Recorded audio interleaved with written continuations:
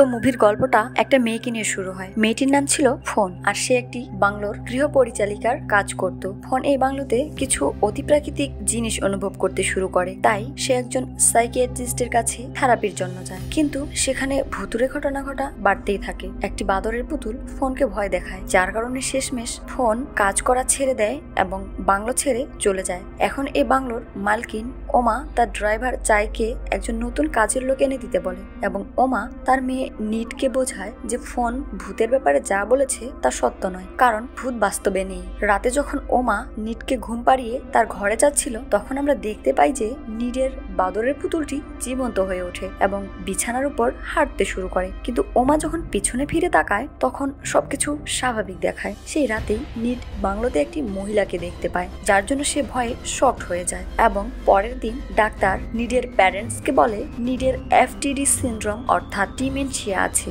Dementia মানে সবকিছু ভুলে যাওয়ার প্রবণতা। পরের দিন জয় নামের একটি মেয়েকে দেখতে পাই, যাকে চায় সেই বাংলোতে নিয়ে আসে নতুন কাজের লোক হিসেবে। সিনিয়র কাজের লোক ওন জয়কে বাংলো দেখায় এবং সেখানকার নিয়ম কানুনগুলো বুঝিয়ে দেয়। পরে জয় নিডের সাথে দেখা করার জন্য যায়, যার খেয়াল রাখার জন্য জয়কে আনা হয়েছে। ওন জয়কে আবারও বলে জয় যেন শুধু তার নিজের কাজ নিয়েই ব্যস্ত থাকে। চায় জয়কে তার রুম দেখিয়ে দেয়, আর তখন জয় চাইকে জিজ্ঞাসা করে এই বাংলোতে এত গৃহ পরিচালিকা পরিবর্তন হয় কেন, কিন্তু চায় এর কোনো উত্তর দেয় না। জয় বাড়িটিকে ভালোভাবে ঘুরে ঘুরে দেখছিল, তখন সে একটি মহিলাকে দেখতে পায়, কিন্তু জয় ব্যাপারটিকে ইগনোর করে। কিন্তু সেদিন রাত জয় যখন ঘুমাচ্ছিল, সে সেই মহিলাটিকে বারবার স্বপ্নে দেখছিল। এতে করে সে কিছুটা চিন্তিত হয়ে পড়ে। পরের দিন সকালে জয় উমার সাথে দেখা করে আর বলে আমার আগের মালিক দেশ ছেড়ে চলে গেছে আর বাড়িও বিক্রি করে দিয়েছে, তাই জয় নতুন কাজ খুঁজছিল।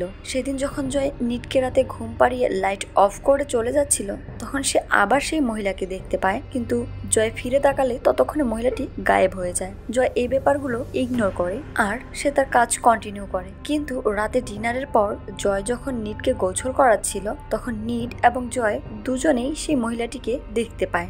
জয় নিটকে কাহিনী শুনিয়ে ঘুম পাড়িয়ে দেয় আর নিজে একাই সেই বাংলোটি এক্সপ্লোর করতে শুরু করে। কিন্তু মধ্যরাতে হঠাৎ নিট জেগে যায় আর সে সামনে সেই মহিলাটিকে দেখতে পায়, যার ফলে নিট খুব বেশি ভয় পেয়ে যায়। তখন সিন জয়কে দেখায় যে উমার হাজবেন্ড নীরকের স্টাডি রুমে ছিল। সে সেখানে একটি ছবি পায়, যে ছবিতে সেই মহিলাকে দেখতে পায় যাকে বারবার সে দেখেছিল। আর তখনই সেই মহিলাটি স্টাডি রুমে এসে জয়কে ভয় দেখাতে থাকে। জয় সেখান থেকে দৌড়ে পালিয়ে যায় আর সে বাইরে নিটকেও দেখতে পায়। সেও ভয় পেয়েছিল সেই মহিলাটিকে দেখে। জয় এবং নিট বাংলোর বাকি দুজন কাজের লোক ওন এবং বোনকে নিয়ে ওমার কাছে যায়, আর জয় ওমাকে সেই স্টাডি রুমে পাওয়া ছবিটি দেয়। ওমা স্টাডি রুমে পাওয়া ছবিটি দেখে জয়কে বলে এই মহিলা আগে আমাদের বাংলোতে কাজের লোক ছিল। জয় সেখান থেকে চলে যায়। আর আমরা পাস্টের ঘটনা হিসেবে ফ্ল্যাশব্যাকে দেখি ওমা এবং তার হাজবেন্ড নীরকের রিলেশনশিপ খুব একটা ভালো যাচ্ছিল না। নীরকের কাজের জন্য সকল টাকা পয়সা ওমার বাবাই দিত, আর নীরক ওমার প্রতি উদাসীন ছিল, তাই ওমা অনেকটা একাকিতে ভুগছিল। জয়ের পাওয়া সেই ছবিটিতে যে মহিলাটি ছিল সেটি আর কেউ নয়, বরং নিট এবং জয়ের দেখতে পাওয়া সেই মহিলা প্লয় ছিল। যাই হোক, পরের দিন জয় ওনকে জিজ্ঞাসা করে প্লয় কিভাবে মারা গিয়েছিল।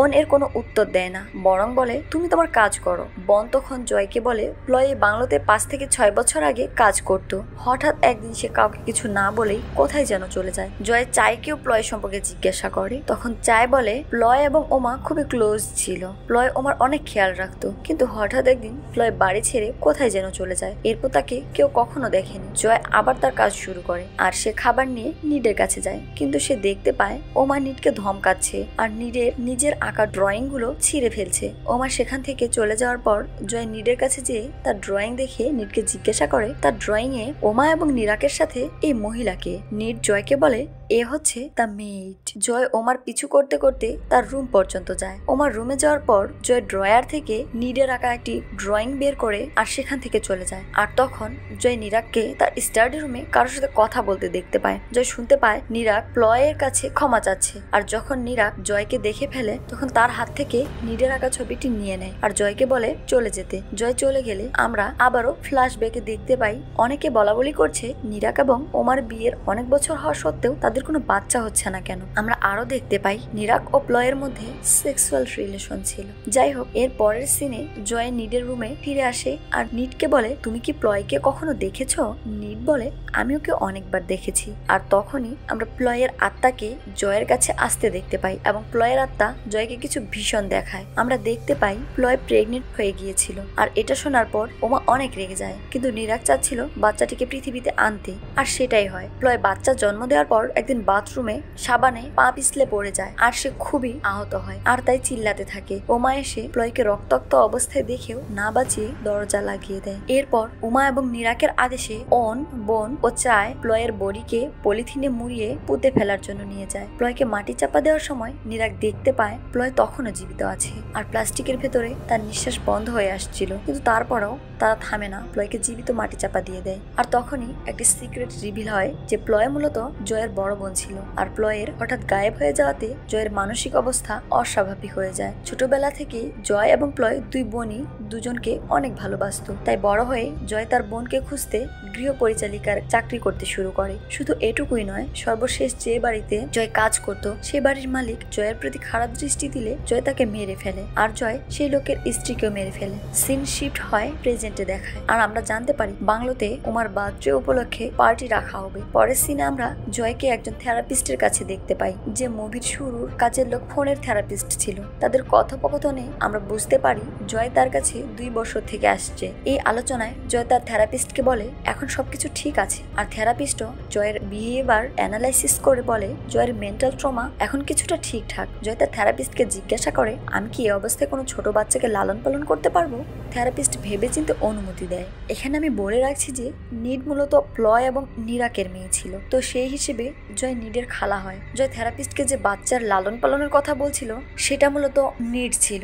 জয় তার থেরাপিস্টকে আরো বলে যে সে তার বোন প্লয়কে খুঁজে পেয়েছে। থেরাপিস্ট তখন জয়কে বলে এর পরের বার যেন জয় তার বোনকে সাথে নিয়ে আসে, কিন্তু আমরা তো জানি প্লয় মারা গিয়েছে। জয়ের সাথে দেখা হয়েছে প্লয়ের আত্মার, তো এ থেকে বোঝা যাচ্ছে যে জয়ের মানসিক অবস্থা এখনো পুরোপুরি সুস্থ না, কেননা সে কল্পনা ও বাস্তবতার মধ্যে গুলিয়ে ফেলছিল। এরপর আমরা দেখি জয় চায়ের সাথে শপিং করে বাংলোতে আসে আর চায় জয়কে জিজ্ঞাসা করে বাজারে এত দেরি হলো কেন। জয় চাইকে বলে সে বাজার থেকে হাসপাতালে গিয়েছিল এবং বাজার থেকে অনেক জিনিসপত্র কিনেছে যা খুব তাড়াতাড়ি সে ব্যবহার করবে। ওমা বাজে পার্টির জন্য সবকিছু প্রস্তুত করছিল আর জয় তার রুমে কিছু ইনজেকশন রেডি করছিল। এর কারণ আমরা সামনে বুঝতে পারবো। পার্টিতে সকল গেস্ট আসা শুরু করে। চায় জয়কে জয়ের বাড়ি থেকে বাংলোতে নিয়ে আসছিল আর তখনই চায়ের অ্যাটাক হয়। চায় তার ইনহেলার ব্যবহার করার সময় জয় পলিথিন দিয়ে চায়কে চেপে ধরে আর শ্বাসরুদ্ধ করে মেরে ফেলে। পরে জয় যেয়ে অনের সাথে রান্নাঘরে কাজ করা শুরু করে। একটু পরে অন চায়কে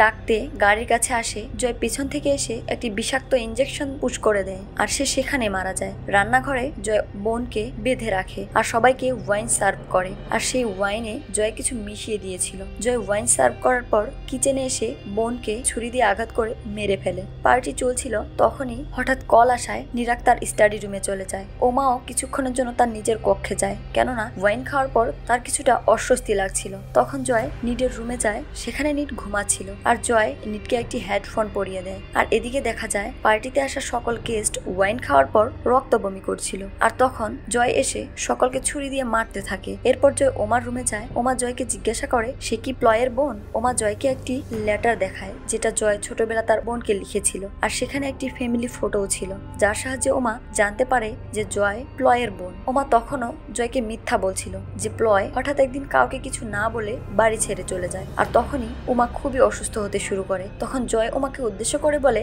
এখন তুমি বুঝতে পারবে নিঃশ্বাস বন্ধ হলে কেমন লাগে, কারণ প্লয়ের মৃত্যু সেভাবেই হয়েছে। ওমা জয়ের গলা চেপে ধরে আর তখন জয়কে বাঁচাতে প্লয়ের আত্মা কথা বলে আর ওমার মনোযোগ নষ্ট করে। আর তখনই জয় ওমাকে ছুরি দিয়ে আঘাত করতে করতে মেরে ফেলে। অন্যদিকে নিরাগ নিরাক স্টাডি রুমে উমার বাবার সাথে ফোনে কথা বলছিল। সে বলছিল যে সে এই বাংলো এবং উমাকে ছেড়ে চলে যাবে। কথা শেষে নিরাক ড্রিঙ্ক শেষ করে, যার ফলে সে অসুস্থ হতে শুরু করে। সে কোনো রকমে স্টাডি রুম থেকে বাইরে নিচে আসে আর সেখানে সকল গেস্টের মৃতদেহ দেখতে পায়। নিরাক সেখানে প্লয়কেও দেখতে পায়। বাংলোর বাইরে আগুন জ্বলছিল। নিরাক বাংলোর বাইরে যায় আর জয়ও সেখানে যায় আর নিরাককে ছুরি দিয়ে আঘাত করে মেরে ফেলে। এরপর জয় নিডের রুমে যায় আর নিটকে ঘুম থেকে ওঠায়। তাকে নিয়ে জয় বাংলো থেকে বেরিয়ে যায় আর জয় নিটকে বলে সে তার খালা হয়। তারপর জয় খুব জোরে জোরে কান্না করতে থাকে। দ্য মেইড মুভিটি এখানেই শেষ হয়। তো এই ছিল দ্য মেইড মুভির কাহিনী। এই মুভিটি দেখে আমার মনে হলো এই মুভির স্টোরি লাইন খুবই সহজ সরল, থিওরি বা অন্য কোনো কিছু নেই। ছবিটিতে একটি